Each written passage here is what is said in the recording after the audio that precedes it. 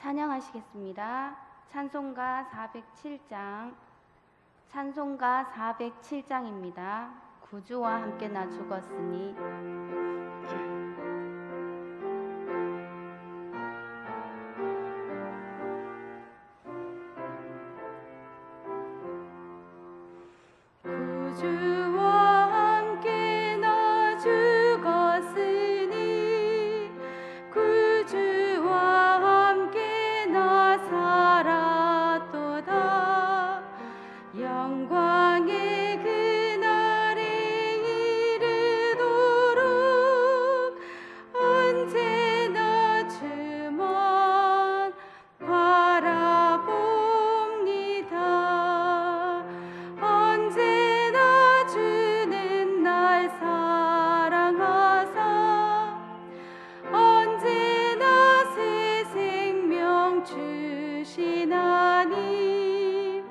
영광의 그날에 이르도록 언제나 주만 바라봅니다. 마음속에 시험을 받을 때와 무거운 근심이 있을 때에 주께서 그때도 같이 하사 언제나 나를 도와주시네. 언제나 주는 날 사랑하사 언제나 새 생명 주시나니 영광의 그날에 이르도록 언제나 주만 바라봅니다. 뼈 아픈 눈물을 흘릴 때와 쓰라린 마음으로 탄식할 때 주께서 그때도 같이 하사 언제나 나를 생각하시네. 언제나 주는 날 사랑하사 언제나 새 생명 주시나니 영광의 그날에 이르도록 언제나 주만 바라봅니다. 내 몸의 약함을 아시는 주, 못 고칠 질병이 아주 없네.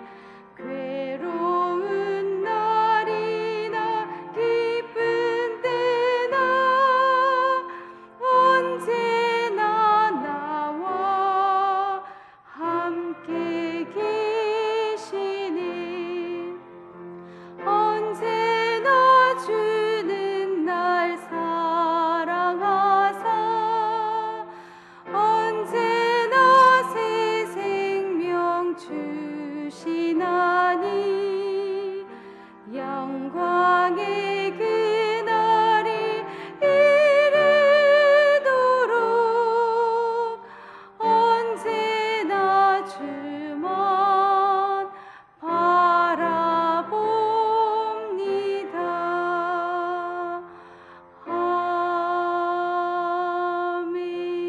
아멘.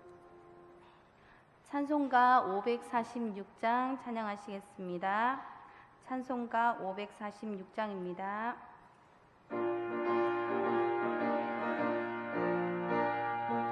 찬양 드리신 후에 기도하시겠습니다.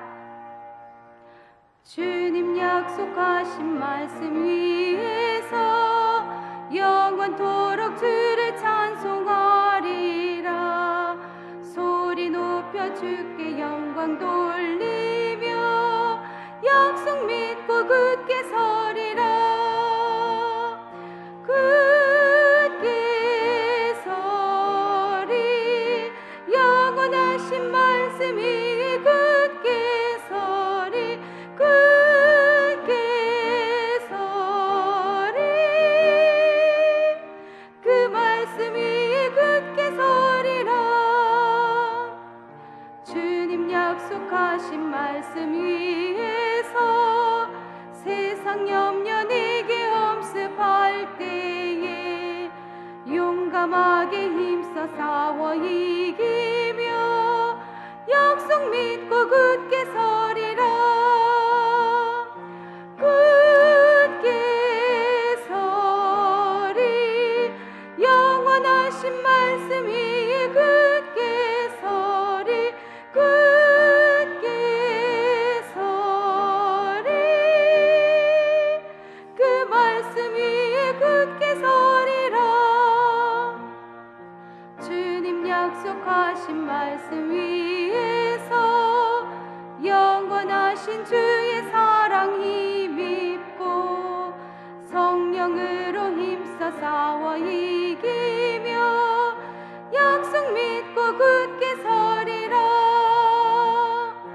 굳게 서리 영원하신 말씀이 굳게 서리 굳게 서리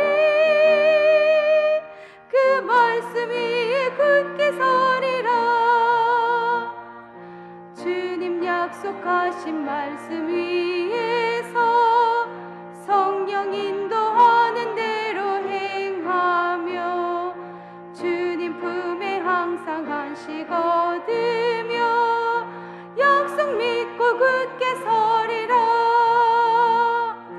굳게 서리 영원하신 말씀이 굳게 서리 굳게 서리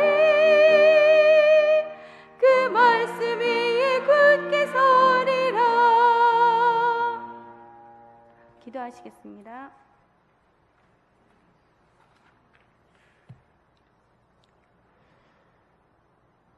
항상 우리와 함께 하시고 우리의 친구가 되신 주님, 오늘 하루도 주일을 맞이하여 예배를 통해 우리의 삶을 돌아보게 하시고 말씀으로 나아가야 할 길을 알려주셔서 감사합니다. 매 순간 드려지는 예배가 아버지의 기쁨이 되기 원하며 우리의 생각과 마음이 하나님을 향해 온전히 집중되어 주님만이 기뻐 받으시는 예배가 되기 원합니다. 코로나와 함께한 지 1년 9개월 정도가 된 것 같습니다. 코로나 이후 사람들의 살아가는 모습에 큰 변화들이 있었습니다. 가계 경제에도 골목 상권에도 우리나라 경제 구조에도 많은 변화를 맞이하였습니다. 변화된 사이처럼 교회 또한 모습이 변하였습니다. 앞으로 우리가 살아가야 할 시대는 위드 코로나 시대입니다. 다시 코로나 이전의 모습으로 돌아갈 수는 없지만 우리의 신앙은 다시 하나님을 구하고 갈망하며 나아가기 원합니다. 코로나 시대에 맞는 방법으로 모이기에 힘쓰고 기도하며 전도하고 성도들을 돌아보며 보이지 않는 구역 식구들을 챙기는 언양제일교회가 되기 원합니다. 교회에 많은 사람들이 있다 보니 나 아니고도 우리 교회를 위해 고민하고 일하시는 분이 있을 거야라고 생각을 합니다. 하지만 지금은 내가 우리 교회를 위해 할 수 있는 것은 무엇인지 생각해보고 행동으로 실천하기를 원합니다. 무엇을 해야 될지 모를 때 먼저 주님 앞에 기도하게 하시고 다시 한번 일어서서 달려나갈 수 있도록 우리의 믿음을 하나님 앞에 온전히 세우며 하나님과의 깊이 있는 사귐을 통해 주님과의 관계 회복뿐 아니라 성도들과의 관계 또한 건강한 언양제일교회를 함께 만들어가기 원합니다. 하루가 힘들고 버티기 힘들 때 주님은 나와 함께 하시는가 의문이 들 때가 있고, 다른 사람들의 삶은 평탄하고 순탄한데 나의 삶은 가시밭길 같다는 생각을 할 때가 있습니다. 산 넘어 산인 것 같은 우리의 인생의 굴곡을 만날 때 주님은 어디 계시지? 나와 함께 하시는 건 맞을까라는 또한 생각도 듭니다. 하지만 문제가 해결되고 시간이 지나 돌아보면 그 모든 것이 다 주님의 은혜였다는 것을 우리는 느낍니다. 돌아오는 주면 추수감사주일입니다. 한 주간의 삶을 살아갈 때 1년 동안 우리와 함께 하셨던 주님을 기억하는 한 주가 되기 원하며 일상의 작은 부분부터 세밀하게 간섭하시고 만지셨던 주님의 흔적을 찾아보는 시간이 되기 원합니다. 우리의 삶 속에 주님의 흔적을 찾고 감사하는 마음으로 추수감사주일을 준비하겠습니다.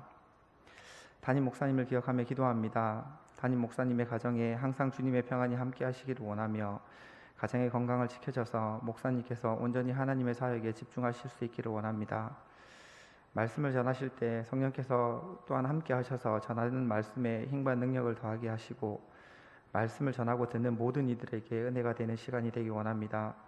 예배 마치는 시간까지 주님만 홀로 영광 받으시기를 원하며 예수님 이름으로 기도드립니다.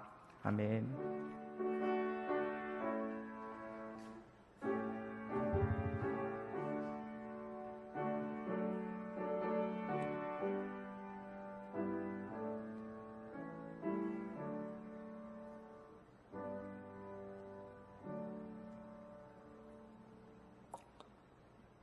하나님의 말씀은 역대상 1장 1절부터 4절까지 읽고 또 좀 더 보겠습니다. 4절까지 먼저 읽겠습니다. 1장 1절부터 4절.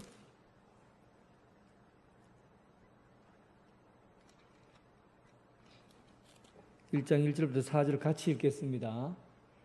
같이 읽습니다. 아담, 셋, 에노스, 게난, 마할랄렛, 야렛, 에녹, 무두셀라, 라멕, 노아, 셈, 함과 야벳은 조상들이라. 그렇고 그 다음에 1장 27절 같이 읽습니다. 아브라함 곧 아브라함은 조상들이요. 그리고 2장 1절 2절 2장 1절 2절 이스라엘의 아들은 이러하니 루벤과 시므온과 레위와 유다와 이사갈과 스불론과 단과 요셉과 베냐민과 납달리와 갓과 아셀이더라. 오늘은 역대기 말씀을 가지고 말씀을 나누고자 합니다. 열왕기를 먼저 해야 되는데 열왕기는 지금 수요일 날 계속 하고 있잖아요. 그죠? 그래서 사무엘 끝나고 이제 열왕기를 하려고 하니까 너무 중복되는 부분이 많아서 일단 역대기로 넘어가려고 합니다. 성경 창세기부터 요한계시록까지 한번 쭉 훑어보는 거예요. 훑어보는 건데 여러분들이 그냥 성경을 읽는 것보다도 이 성경이 가지고 있는 중요 메시지가 무엇인가를 파악하고 성경을 읽는 것은 차원이 다릅니다. 그래서 조금 긴 시간이지만은 이 시간을 좀 소중하게 여기시고 준비를 하시는 게, 말씀을 듣는 게 좋습니다. 사실은 제가 제일 힘들어요. 이거 성경 여러분들에게는 1시간 정도로 뭐 한 30분, 20분들 줄여서 이야기하려고 하니까 준비한 내용은 엄청나게 많은데 굉장히 오랫동안 책을 봐야 되거든요. 책을 보고 그 중에서 핵심 메시지를 뽑고 그렇게 하려면 시간이 굉장히 많이 걸려요. 그런데 여러분들에게는 한 20분, 25분, 길게는 30분 정도의 말씀을 전해야 되고 또 이 시간이 지루하고 재미없으니까 막 졸립고 피곤한 시간이라서 이거 안 졸리게 할 수 있는 방법이 없겠나 하고 고민을 많이 하거든요. 어쨌든 오늘은 열왕기하고 역대기 이 두 가지 책들을 조금 비교를 해가면서 역대기 말씀을 좀 보려고 합니다. 앞부분만 정리하고 다음 주에 또 이어서 하겠습니다. 역대기는 이게 구약 성경 중에서 역사잖아, 역사적인 내용들을 가지고 이야기를 하려고 하니까 역대기가 기록되어진 연도가 열왕기라든지 다른 성경보다도 좀 후반부에 기록이 되었어요. 어떤 때 기록이 되었냐면 에스라하고 느헤미야가 바벨론 포로로 돌아오죠. 그게 에스라가 원래는 학자잖아요. 역사 학자인데 에스라가 이 역대기를 기록했다고 보거든요. 그러면 언제쯤 기록한 겁니까? 바벨론 포로에서 돌아와서 역사를 기록한 겁니다.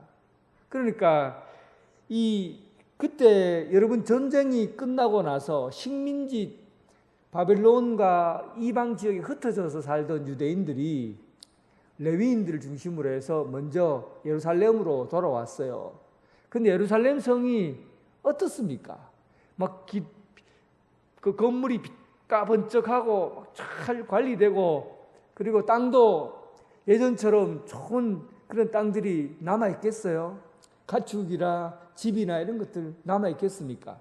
지붕 다 날아가고, 그리고 성전이 확 다 무너져 버리고, 느헤미야가 겨우 성벽만 이렇게 쌓아서 형태만 유지하고, 개인 집으로 돌아오면 집집마다 기둥이나 이런 것들도 형편없고 사는 게 아니에요. 다시 거기에 와서 자기 집을 새롭게 돌 쌓아서 집을 지어야 되고, 땅도 내 땅이 어디 있는지 어떻게 알아요? 그때 조상들로 물려받은 기업들을 찾아서 구역도 정하고 이렇게 해서 새롭게 이 땅들을 회복시켰나. 그리고 또 예루살렘에는 이스라엘 사람만 사는 게 아니라 외국에서 살던 외국인들도 터를 잡고 있다고요. 이러니까 지금 복잡합니다. 이럴 때 여러분 무엇이 제일 중요하겠어요? 역사를 어떻게 세우느냐가 굉장히 중요한 겁니다. 역사라는 것은 과거를 통해서, 과거에 일어난 일들을 통해서 미래를 열어가는 거거든요. 그러니까 과거라는 그 사실을 어떻게 해석하느냐가 굉장히 중요해요. 과거라는 이 역사를 어떻게 해석해서 미래에 우리가 앞으로 나갈 길을 찾아야 되거든요. 그런 관점에서 이 역대기가 기록이 되어 있습니다. 열왕기상하를 보면 열왕기는 왕들 중심의 이야기예요. 그러니까 사울부터 시작해서 다윗, 그리고 솔로몬, 그리고 그 르호보암, 그리고 그 뒤 이후의 왕들에 대한 이야기. 열왕기는 왕들에 대한 이야기예요. 그러니까 우리나라로 얘기하면 조선 왕조실록과 같은 그런 책이에요. 그러니까 왕들이 가지고 있는 그 정책, 그리고 왕들이 범한 사소한 죄부터 큰 죄에 이르기까지 시시콜콜 자세하게 기록을 했어요. 그래서 열왕기의 역사 내용들을 보면 다윗과 같은 경우는 막 치부가 다 드러나죠. 솔로몬과 같은 경우도 그렇고. 웬만하면 열왕기에서는 왕들이 겪고 있는 그 일상에서의 사소하고 이런 범죄들을 다 고발합니다. 가능하면 정확하게 역사적 사실대로 기록하려고 했던 것이 바로 열왕기예요. 그런데 역대사가는 지금 나라가 망해 있는데 일단은 누군가 본받아야 될 인물이 필요하잖아요. 나라가 망했는데 지금 왕들의 잘못된 점들을 고발해서 이게 나라가 세워집니까? 이럴 때는 가장 좋은 점만 뽑아서, 그리고 우리가 꼭 본받아야 될 내용들만 정리를 하는 게 국가를 세울 수 있는 굉장히 중요한 초석이 되는 거예요. 그래서 이 역대기의 기록은 지금까지 우리나라가 무너지고 깨어진 것은 하나님 중심으로 똑바로 살지 못했기 때문에 우리가 망했다. 그래서 제일 먼저 착수한 게 뭐냐면 성전을 세우는 것. 이것 역대기에서 가장 중요한 것은 성전을 어떻게 세울 것인가가 중요한데, 이 성전을 열왕기에서는 성전을 세울 때 어떻게 세웁니까? 성전이 나무는 어디와 어디 날아가서 가져오고 금이 얼마나 들고 그리고 사람의 노동력은 어떻게 들어가고 자세한 내용들, 어떤 크기로 성전을 짓고 또 짓는 방법까지도 자세하게 기록된 게 열왕기예요. 그런데 역대기에서는 성전 기록에 대해서 자세하게 기록되어 있는 부분은 그 부분이 아니에요. 신학적인 의미가 담겨져 있어요. 그러니까 예루살렘 성전이 새로 지어진다는 것은 예루살렘을 중심으로 해서 이제 하나님 중심의 나라가 시작되었다 하는 것을 알리기 위해서 예루살렘 성전 짓는 게 중요한 겁니다. 그러니까 건축을 어떤 방식으로 하느냐, 돈을 어떻게 모을 건가, 그리고 어떤 재료를 쓸 건가, 이런 데 관심이 있는 게 아니에요. 그냥 이 성전이 차지하고 있는 비중, 성전을 지음으로 인해서 이제는 하나님 중심의 나라가 되었다는 것을 선포하는 거예요. 그래서 그런 신학적인 의미가 더 중요해요. 역대기사가는. 그래서 이 열왕기에 기록되어 있지 않는 부분이 역대기에 기록되어 있는 게 있어요. 뭐냐면 성전이 모리아 산에 지어졌다, 이렇게 나오고 있어요. 열왕기에는 성전이 어디에 기록되어 있는가 나오지 않아요. 그런데 역대기에는 모리아 산에서 예루살렘 성이 지어졌다고 그래요. 모리아 산 하면 기억나는 사람 없습니까? 모리아 산에 아브라함이 100세 때 자기 아들 이삭을 하나님께서 모리아 산에 가서 제물로 바치라고 그랬잖아요.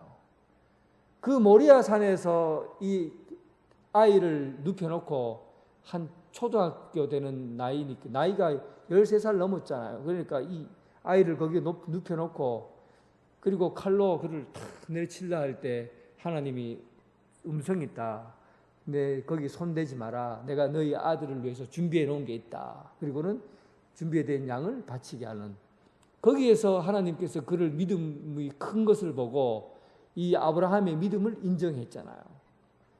그 아브라함이 드렸던, 제사를 드렸던 그 장소가 이 예루살렘 성전이 있는 그 장소라는 거예요. 그리고 나중에 이 장소에서 예수님께서 십자가에 못 박혀 돌아가시잖아요. 모리아산, 예루살렘, 그 예루살렘 성전이 있는 그곳에서 예수님께서 십자가에 못 박혀 죽으시거든요. 그러니까 이게 이런 신학적인 의미를 담아서 이 지역이 지금 있는 이 땅에, 예루살렘이 있는 이곳에서 하나님이 임재해 계신 곳이고 하나님이 이 나라를 이끌어가는 곳이라는 그런 생각을 갖고 이 예루살렘이 성전이 지어질 때 모리아 땅에서 지어졌다. 그 아브라함이 이삭을 바친 그곳에서 지어졌다. 이렇게 보는 겁니다.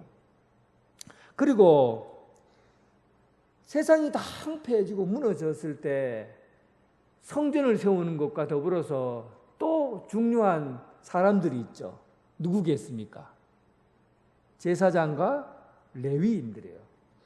이 유대인들에게 있어서는 예배를 세운다고 할 때 이 예배는 바로 제사장과 레위인들을 바로 세울 때 예배가 되어진다고 보는 겁니다. 성전 제사 그리고 모든 예배 말씀 선포까지 모든 것은 다 레위인과 제사장에 의해서 이루어져 있어요. 그래서 황폐된 나라를 세울 때 레위인과 제사장만큼 중요한 게 없습니다. 사무엘상하고 열왕기상하고 비교해 봤을 때 다윗이 법궤를 기란 여아림에서 예루살렘으로 옮기잖아요. 이 부분은 둘 다 똑같이 기록되어 있어요. 기란 여아림에서 예루살렘의 법궤를 예루살렘으로 옮겨요. 근데 사무엘서에 법궤가 옮긴다고요. 사무엘서에는 이스라엘에서 뺀 무리 3만 명을 불러다가 이 법궤를 옮겼다고 그렇게 나와요. 사무엘서의 상에는 사무엘서에서는 이스라엘에게서 뺀 무리 3만 명을 불러다 옮겼다고 했는데 역대기에는 어떻게 나오냐면 아론 자손과 레위 사람을 불렀다. 아론과 레위 사람을 불러서 법궤를 옮겼다고 그렇게 기록되어 있어요. 그러니까 아론 제사장과 레위 사람을 특별히 불러서 하나님의 일들을 시켰다는 거예요. 그러니까 역대기에는 이 부분이 굉장히 중요하다는 겁니다. 제사장과 레위인들을 어떻게 세우느냐가 굉장히 중요했다는 거예요. 예배를 회복하는 것이 가장 중요한 사역이었다는 겁니다. 이제 여러분 역대기 1장 역대기 9장 한번 보십시오. 역대기 9장. 역대기 9장. 역대상 9장.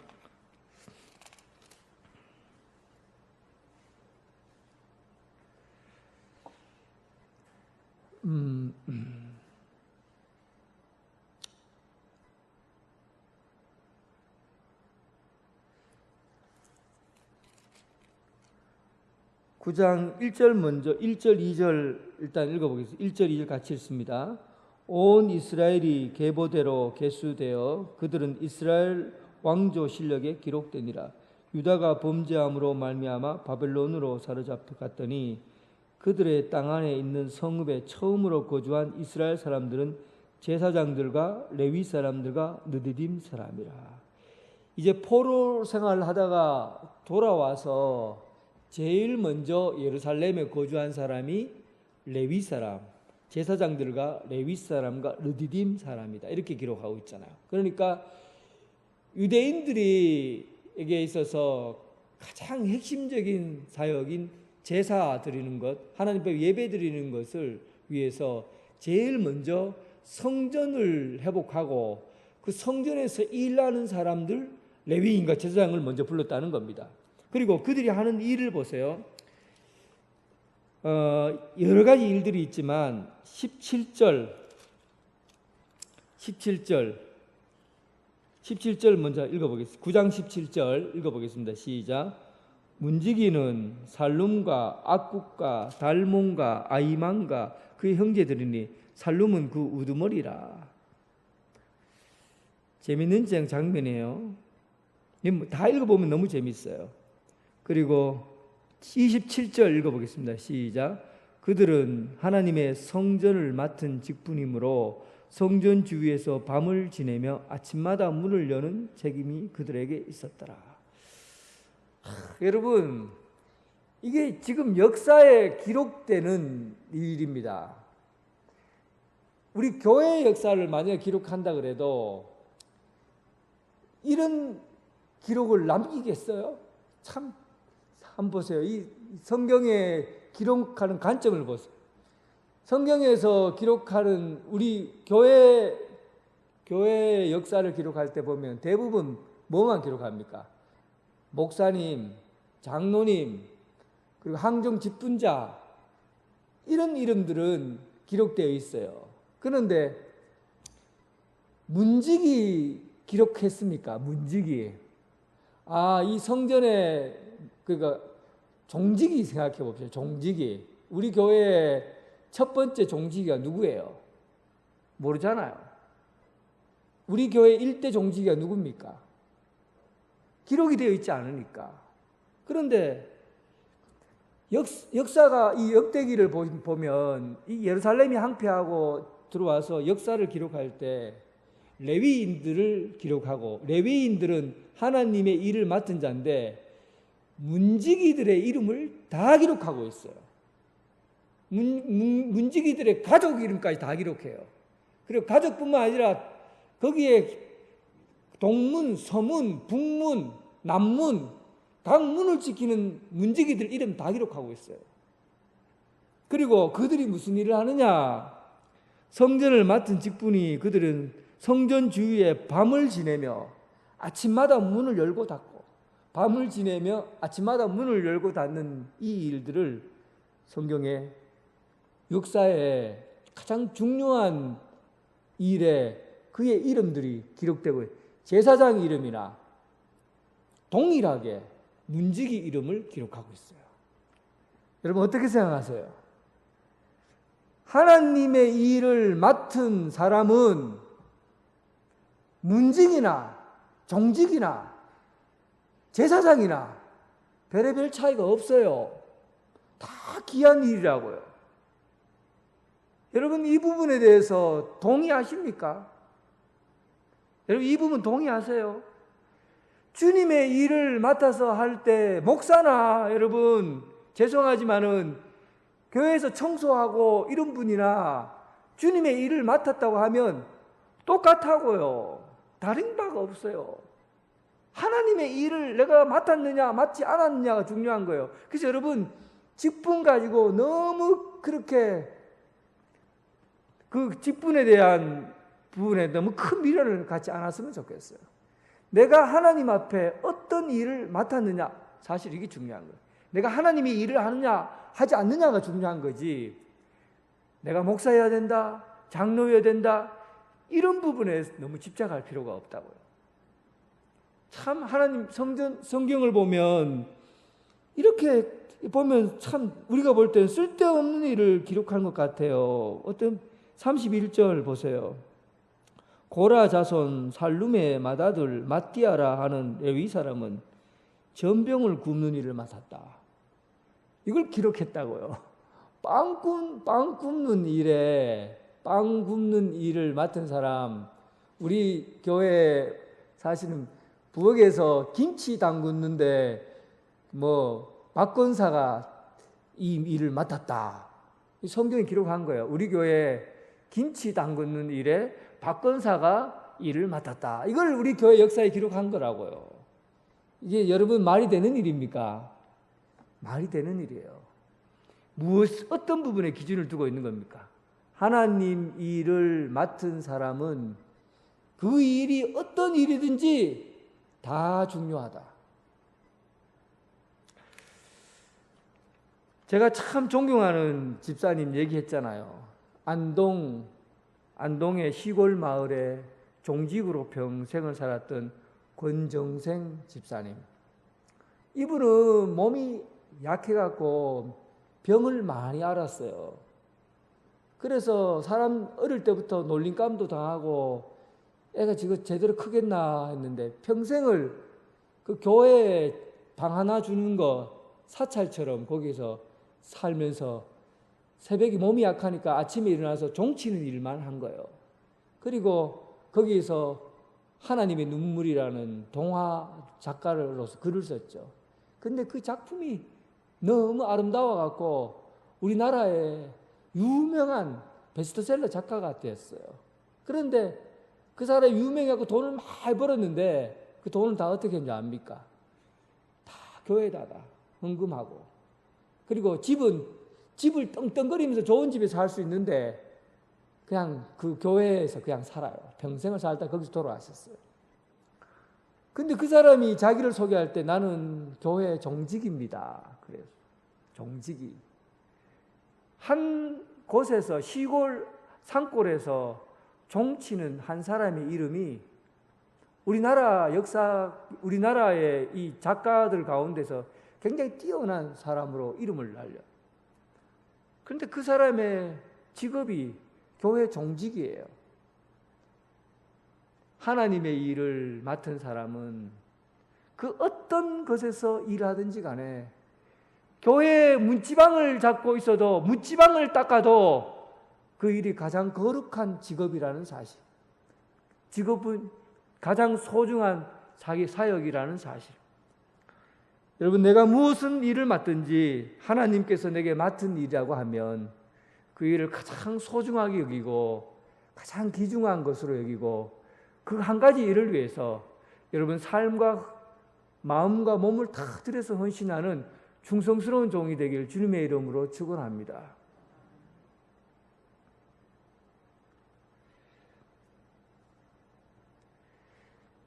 역대기는 중심이 이겁니다. 이 나라가 황폐되고 무너졌으니까 이제 이걸 새롭게 하려면 무엇부터 해야 되느냐? 성전부터 새롭게 해야 된다. 이 성전은 모리아 땅에 세워졌다. 그리고 이 성전에 맡은 예배를 주관하는 사람, 제사장, 레위인, 그리고 성전 문지기들, 전병 굽는 사람, 불쏘시개 맡은 사람, 이 모든 사람들을 제대로 훈련시켜서 자기 일을 그 일에 맞게 하도록 그렇게 준비시켜야 된다. 이렇게 해서 하나님의 전을 회복하고 하나님의 성전을 회복하고 그리고 예배를 회복했습니다. 그래서 우리가 알아야 될 일이 있다면 이 땅이 황폐되어 가고 무너졌을 때 제일 먼저 손을 봐야 될 것이 바로 예배입니다. 예배가 살면 모든 것이 다 살아날 수가 있어요. 모든 부흥의 첫 시작은 예배로부터 시작해야 됩니다. 우리가 코로나로 인해서 사실은 제일 큰 영적인 피해를 본 게 사실은 예배예요. 영적인 피해를 본 게 예배라고요. 가정에서 예배 드린다고 하지만 실제로 여러분 가정에서 예배 드리면 핸드폰 가지고 처음에는 TV 앞에서 양복 입고 탁 앉아갖고 예배 드리다가 그 다음 몇 주 지나면은 핸드폰 딱 가지고 소파에 딱 누워서 딱 천장 보고 예배 드리다가 그리고 나중에는 예배 시간도 안 지키고 가끔 한 번씩 보고 안 돼요, 여러분. 그러니까 공동체가 사회가 어렵고 혼란한데 예배가 안 되니까 교회가 이게 자리를 못 잡는 거예요. 제일 먼저 회복돼야 될 것이 예배입니다. 이제 우리가 다시 위드 코로나가 되면 예배로부터 하나님과의 만남, 감동 있는 예배, 성령 충만한 예배, 그리고 예배를 통해서 하나님을 만나는 그런 역사가 부흥의 역사가 일어나야 합니다. 우리 교회가 그 일부터 시작해야 돼요. 그리고 한국 교회가 예배를 회복하지 않으면 이제 코로나 팬데믹으로 인해서 무너집니다. 다시 회복할 수 있도록 여러분 기도해 주시기 바랍니다. 예배가 살아날 수 있도록 예배 안에서 하나님을 만날 수 있도록 예배를 통해서 성령 충만하게 될 수 있도록 여러분 기도해 주시기를 부탁합니다. 이 역대상 1장부터 9장까지를 보면 아담부터 시작해서 다윗에 이르기까지 족보를 나열하고 있어요. 그런데 족보가 이 참 쓸데없는 족보 같은데 기록한 내용을 자세히 들여다보면 굉장한 의미를 담고 족보를 기록하고 있어요.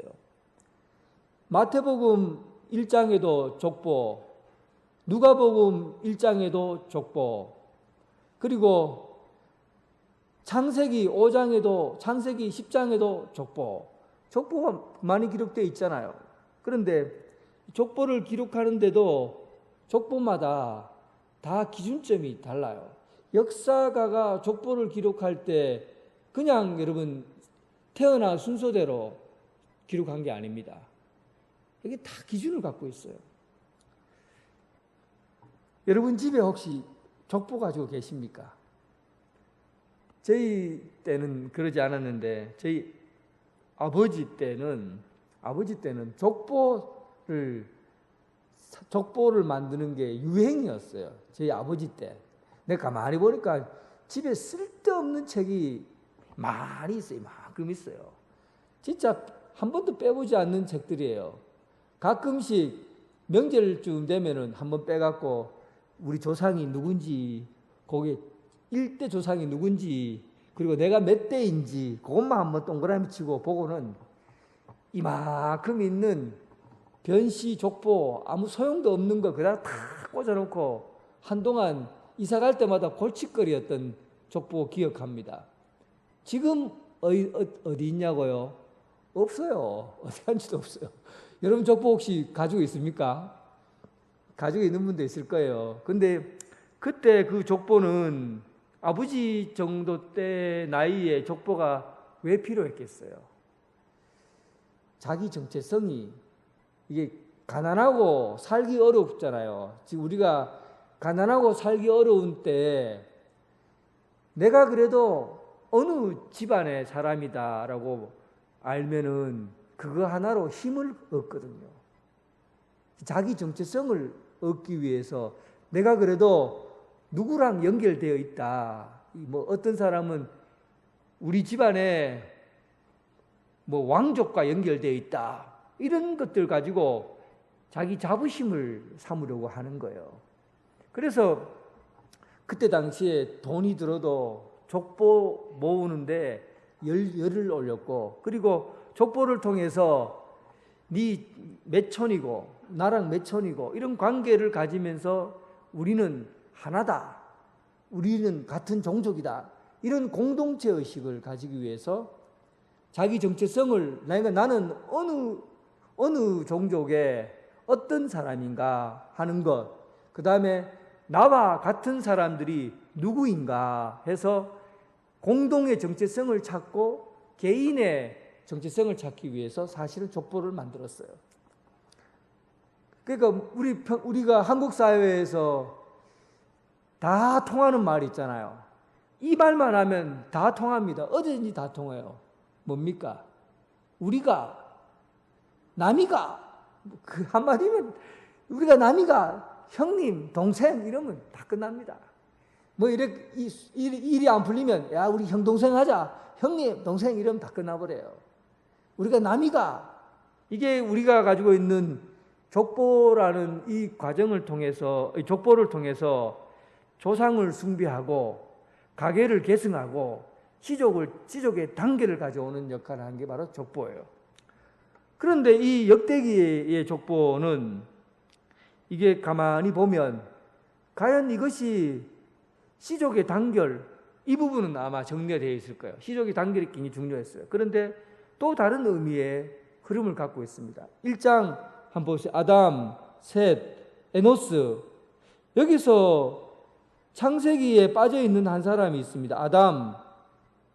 아담의 아들 누굽니까? 가인이 빠져 있잖아요. 가인 일부러 뺀 거예요. 알면서도 뺐다고. 가인을 몰라서가 그런 게 아니라 역대기에서는 가인을 뺐어요. 왜 뺐냐 하면 주석가들이 그를 뺀 것은 하나님의 위대한 사역과 계획에서 가인은 포함되지 않았다고 보는 겁니다. 하나님의 위대한 사역과 계획에서 가인을 일부러 뺀 거예요. 그래서 원래는 창세기에는 가인의 가족들이 들어가 있거든요. 그런데 이 역대기에는 일부러 가인의 가족을 다 빼버렸어요.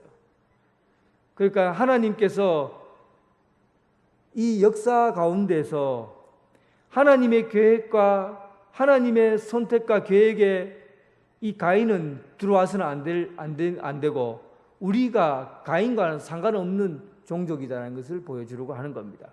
그러니까 하나님의 계획과 역사에 의해서 움직여온 역사, 이것을 기록하려고 한 거예요. 그리고 또 한 가지는 이 역대상에서 이 내용을 아담으로부터 시작할 이유가 없습니다.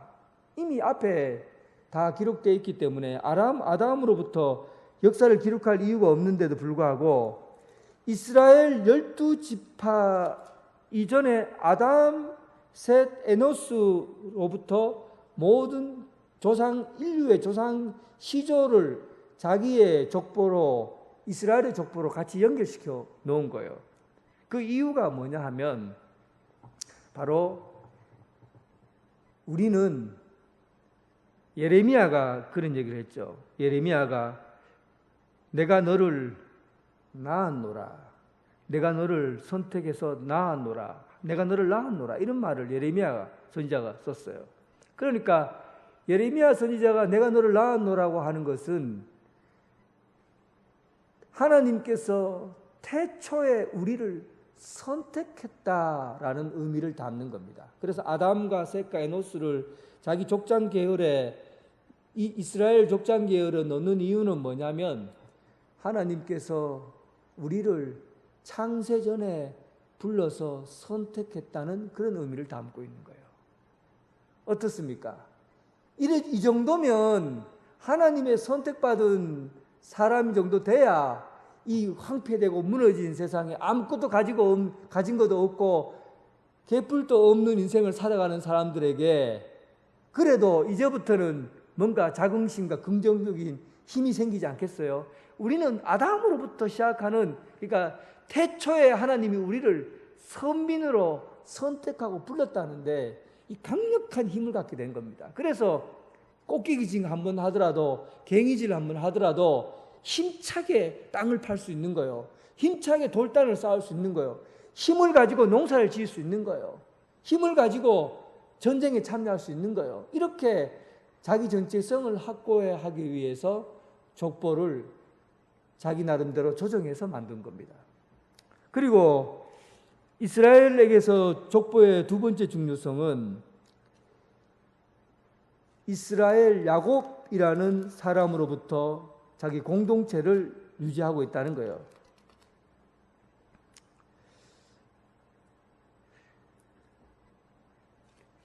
2장 1절에 보면 이스라엘의 아들은 이러하니, 이스라엘의 아들은 이러하니, 2장 1절에 나오죠. 이스라엘의 아들은 이러하니 루벤, 시므온, 레위, 유다, 이사갈, 스불론, 단, 요셉, 베냐민, 납달리, 갓, 아셀이다, 이렇게 나오잖아요.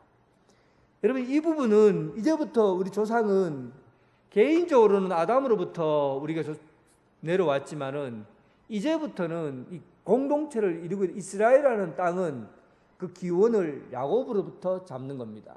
야곱의 별명, 다른 이름이 이스라엘이잖아요. 하나님과 겨루어 이겼다, 이스라엘. 그러니까 이 이스라엘이라는 이름으로부터 12지파가 나왔어요. 그런데 지금 예루살렘 땅은 어떻게 됐습니까? 옛날에 그 얼마 전에 500년 전에 딱 돌아가 보면, 500년 전으로 돌아가 보면 다윗으로 인해서 남과 북이 하나로 다 연결되어 있었잖아요. 다윗 남과 북이 하나로 연결되어 있었잖아요. 그런데 솔로몬 이후에 나라가 갈려졌어요. 갈려지고 난 다음에 북이스라엘이 아수르에 의해서 먼저 멸망하죠. 박살나죠. 그리고 남유다가 바벨론에 의해서 587년에 또 멸망을 하죠. 그래서 두 나라로 갈라져 있는데 이제는 산산조각이 나와버렸어요. 모든 이스라엘 지파가 이제는 다 갈라지고 전 세계에 흩어져 버렸어요. 이제 이 사람들이 모였어요. 모였으면 이제는 뭐 어떻게 해야 됩니까? 땅 찾아가려고, 우리가 살던 땅은 유다 땅이네, 우리가 살던 땅은 시므온이네, 우리가 살던 땅은 단이네, 이렇게 지역적으로 찾아갈 수 있나요? 안 되는 겁니다. 이제 그게 불가능하게 된 거예요. 그런데 우리가 하나라, 이제 사람들이 흩어져 모였는데도 이게 내 땅이네, 우리가 내 땅이네 이러면 이게 나중에 또 싸우고 또 난리가 나고 갈라지고 난리가 납니다. 그럴 때 어떻게 해야 됩니까? 우리 조상은 이스라엘이다, 그걸로 퉁치자는 거예요. 이제는 네가 여기, 단이 여기 있고 뭐 시므온이 여기 있고 유다가 여기 있고 이런 거 이제 소용없다. 우리 조상은 이스라엘이다. 그리고 우리 아버지는 이스라엘이다. 이스라엘에 의해서 지파는 우리가 다 하나다 하고 새로운 이스라엘 공동체, 하나의 공동체가 형성된 겁니다. 이 족보를 통해서 새 이스라엘로 출발하자는 거예요. 과거에 12지파로 나누어져서 서로 싸우던 옛 이스라엘은 이제 종료하고 이제는 새로운 이스라엘로 12지파가 한 이스라엘 야곱의 아버지 야곱을 중심으로 해서 우리가 모인 이스라엘 공동체, 새로운 이스라엘로 하나의 공동체가 되어서 이제 새롭게 시작하자는 겁니다. 이 공동체를 찾고 이 시작한 나라가 바로 이 역대상하에 나온 이야기입니다. 그리고 솔로몬과 다윗 역시 성전에 관련돼서 그의 업적과 그리고 그의 잘못된 점들을 기록해 놓고 있어요. 솔로몬, 요것하고 이 얘기를 마칩니다. 이 솔로몬과 같은 경우에도, 다윗과 같은 경우에도 열왕기에는 다윗의 치부를 다 드러냈어요. 바세바와하고의 문제점, 그리고 아들이 자기를 배반하고 죽이려 했던 점들, 아들에 대한 교육을 잘못 시켰던 점, 이런 부분들을 다 드러냈죠. 그런데 역대기에서는 그런 다윗의 문제에 대해서 하나도 그건 중요하지 않아요. 왜냐하면 다윗의 장점만 부각시키고 그가 잘한 일만 부각해서 우리가 다윗과 같은 사람이 되자라고 생각해야 되기 때문에 다윗의 좋은 점들만 기록해 놓은 게 역대기예요. 솔로몬 왕도 마찬가지예요. 솔로몬에서 최고로 잘못한 게 뭡니까? 결혼이잖아요. 이방 여인들과 결혼해갖고 결국은 이스라엘 전역에다가 산당을 짓게 만들고 우상 덩어리로 만든 게 바로 솔로몬이에요. 그런데 솔로몬의 그런 점들을 하나도 끄집어내질 않아요. 역대기에서는. 오히려 솔로몬 성전을 지었다는 것으로 칭송합니다. 완벽한 나라를 이루은 것이 솔로몬이라고. 이 땅의 평화를 이룬 것이 바로 예루살렘, 솔로몬, 성전, 예루살렘, 이렇게 평가하는 거예요. 최고의 나라는 사실 역대기에서는 다윗이 아니라 솔로몬이에요. 그래서 여러분, 역대기의 이 주제는 역사적인 사실을 있는 대로 기록해서 장단점을 나타내려고 하려고 하는 것이 아니라 이 역사 가운데 피폐되고 망해져가는 이 세상을 새로운 이스라엘 공동체로 세워가기 위해서 조상들로부터 내려온 선민이라는 선민의식과 이스라엘 공동체라는 공동체로 하나 되었다는 것과 그리고 우리의 모범이 될 만한 성전을 준비한 다윗 왕과 솔로몬의 역사를 통해서 이 세상을 새롭게 조합해 나가고 새로운 시온성이 확보될 때까지 그 나라를 세워가자 하는 의미로 역대기가 세워진 겁니다. 네, 마치겠습니다. 기도하겠습니다. 하나님 아버지, 인류 역사 가운데 하나님을 배반하고 하나님을 멀리하다가 선택받은 민족이었지만 갈기갈기 갈라지고 찢어져서 세계 온 지역에 흩어져 살던 이스라엘 백성, 하나님 아버지, 우리도 하나님을 멀리하고 하나님을 떠날 때 희망이 없음을 압니다. 이제 말씀에처럼 다시금 예배를 회복하게 해주시고 다시금 성전을 회복하게 해주셔서 하나님 중심의 삶을 이어가게 하여 주옵소서. 오직 하나님께서 우리의 삶의 중심이 될 때 모든 것이 다 이루어짐을 믿습니다. 예배가 회복될 때 우리 교회가 다시 부흥하고 다시 성전이 회복될 수 있다고 믿습니다. 오늘 하나님 예배를 통해서 교회가 다시 회복하고 일어나게 해주시고 또한 이스라엘 백성들이 하나가 되었던 것처럼 우리도 예수 그리스도 안에서 하나가 되게 해주셔서 전 교회가 온 교회 그리스도인들이 예수 안에서 하나가 되는 그런 역사가 일어나게 하여 주옵소서. 예수님 이름으로 기도드립니다. 아멘.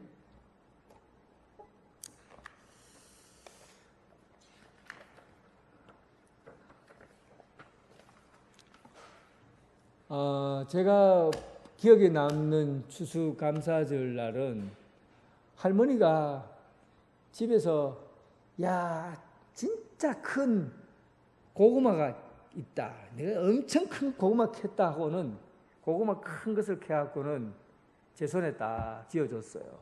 그리고는 교회에 갖다 줘라. 이게 추수감사절날 하나님께 제일 크고 제일 좋은 거 이거 하나님께 감사해라 하고는 고구마 내가 들지도 못할 큰 거를 가지고 성전에다가 이렇게 바치고 그 뿌듯한 마음이 지금까지도 있어요. 얼마나 축복입니까? 뿌듯한 마음, 충만한 마음이 지금까지도 추수감사절 되면 그 어릴 때 하나님 앞에 최고로 좋은 것을 드린다는 그 기쁨이 지금까지 있어요. 여러분 추수감사절을 이런 마음으로 한번 보내보세요. 하나님께서 내게 해주신 그 감사와 은혜를 최고의 것으로 내가 한번 드려보자. 이런 마음으로 한번 헌신하는 그런 추수감사절 한번 해보세요. 제가 좀 아쉬워서 그래요. 늘 추수감사절 되면 여러분 감사가 너무 아쉬워요. 우리 성도들에게 내가 잘못 가르쳤나? 왜 하나님 앞에 감사할 줄 모르지? 하나님 앞에 최고의 것으로 드리는 마음이 없지. 그냥 형식상 구역장인데 다 맡겨버리고 구역장이 하면은 하고 안 하면 안 하고 이런 마음으로 드리는 게 너무 안타까워요. 제가 여러분들을 잘못 가르쳐서 그런 거예요. 그래서 여러분 이번에는 정말 추수감사절을 하나님께 최고의 것으로 한번 드려보는 그런 마음으로 한번 해보세요. 여러분들에게 어떤 복이 임하는지 한번 경험해 보시라고요. 이번 추수감사절은 하나님 앞에 잘 준비해서 드릴 수 있기를 바랍니다.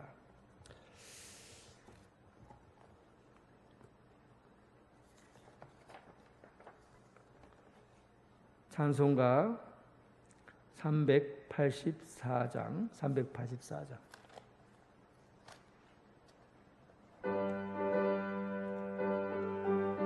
잠깐 죄송합니다. 제가 옆에 다른 지난번 주보가 옆에 있네요. 예, 죄송합니다. 254장.